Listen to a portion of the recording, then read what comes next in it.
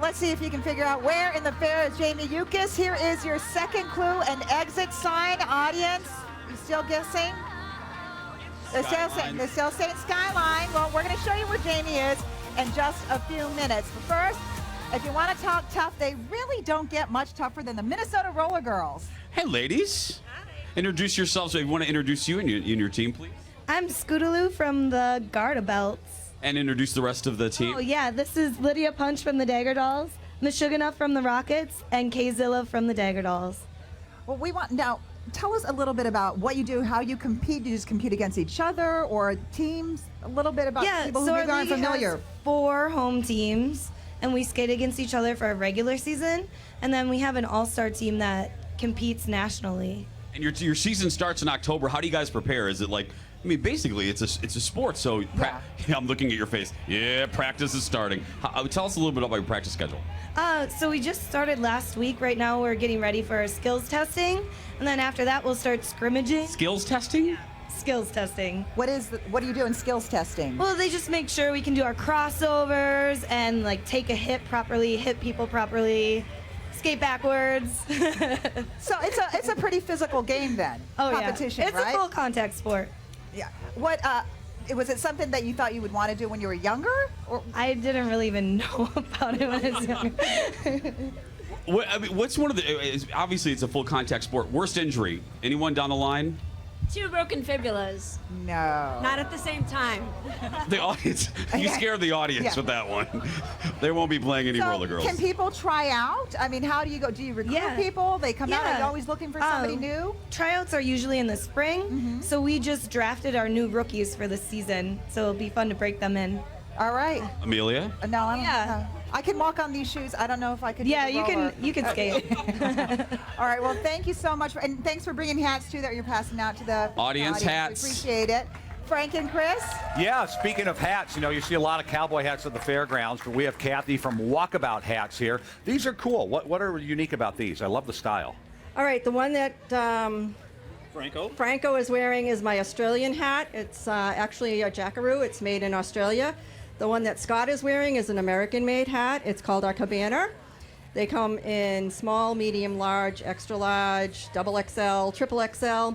They are soakable hats, and we can crush them, pack them. If you happen to be walking down the street or something and it starts to pour, don't worry about it. Your hats can get wet. Shake off the excess water, put it back on your head, and away you go. So this hat will look okay after a storm? Yes, it will. No kidding. Yep. How interesting. What's it made out of that it does that? That is a polyethylene material. It's almost like a microfiber material, so it kind of repels the water. And we have so many here, so what's the price range on a Walkabout? Every single one of these hats that you see in front of me right now today are $55. They regularly range from $65 to $90, depending on if you went onto our website. Where are you from? It's not Australia. It sounds more like Boston. Yeah. Is that where you're from? I'm personally from Boston, yeah, but the company is out of California. And we actually do have an Australian up in my booth, so if you want to come over and have a chat with him, he can probably tell you more about the hat. Fun. From the Australian viewpoint. Where are you guys located? We are in the West End Market. We are between the Great Scrape and the Walk-In booth in the new West End Market here. And good-looking hats and functional, too. I love that.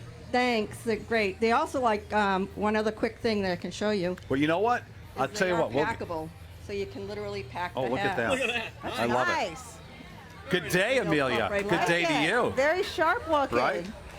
Well, the horticulture building is a place to go to find out all things honey. And one of our favorite things there, we showed you this earlier in the week, the bee beer demonstration. Yikes.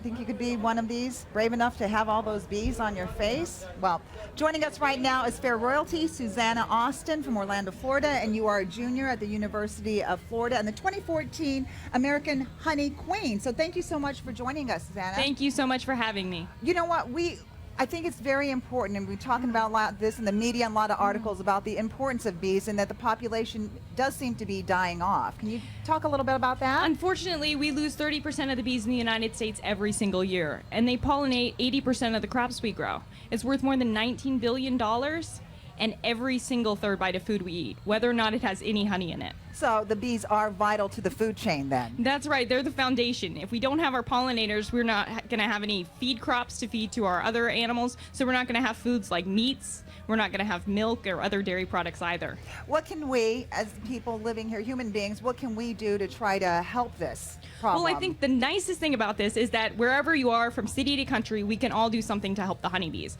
Something as simple as planting bee-friendly flowers makes a really big difference. If you can go and make sure you have flowers which are insecticide-free and which are friendly to pollinators, they produce nectar and pollen, that makes a big difference, because that means that whatever other problems bees are facing, they have at least a full stomach of food. Do you have a fun bee fact or something that we maybe don't know about? Okay, well, inside of this hive here in our observation hive, we have about 1,000 bees, but inside one of our regular size hives, we have 60 to 80,000 bees. That is crazy. Wow. So, we kind of keep the most animals, I think, of any industry, because we have, millions and billions in our hives. All right. Well, thank you so much. We appreciate it. Okay, you want to stay tuned for this one. Check this out. Jason Matheson goes around and he tries to test Minnesota 9. He goes up to strangers and asks, can I have a bite?